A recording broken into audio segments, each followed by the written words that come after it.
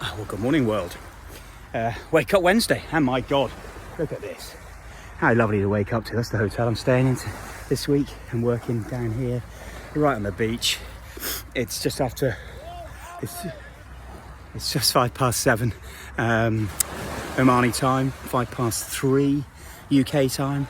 So that's a bit rude waking up and getting on with it, but I've swum the last couple of mornings and it's just so special, I have to say, to be how you can imagine it. So what's the sort of wake up? Now, I said I'd carry on with my winning routines, and choosing your story was winning routine number 2.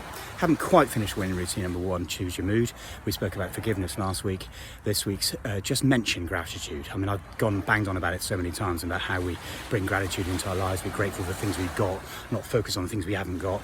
Well, look at me, I'm so grateful and so blessed to be here working with amazing people. But in winning routine number 2, choosing your story, I'm going to tease you again a little bit this week, Cole. This is about choosing stories about yourself, about others, and about situations.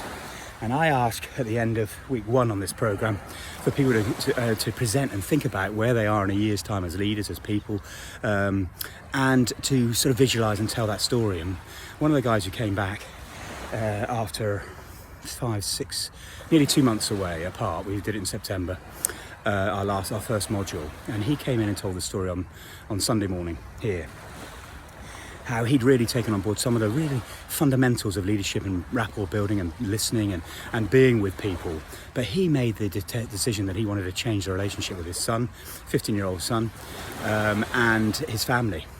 And he was not present with them. He was distant. And what he told us, and it was just so powerful, that he actually went back and he decided that when he went home, he was just going to put his phone away. And he was going to stay and ask his son how he was and talk to him and be present with him and really listen to him. And he started doing this, and he couldn't believe the impacts it was having.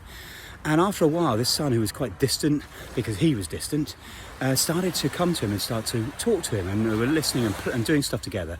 And then one day, the big breakthrough for him, and something that made him really proud of the progress he'd made, was his 15-year-old son came to him and said he's got a project he had to do at school, which he would never even have spoken about with his dad before.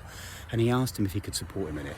And honestly, we could feel the emotion in the room. Everyone thought, wow, good on you. And the impact of that, of course, was the improvement in his relationship with his wife as well, and the transformation she'd seen in him.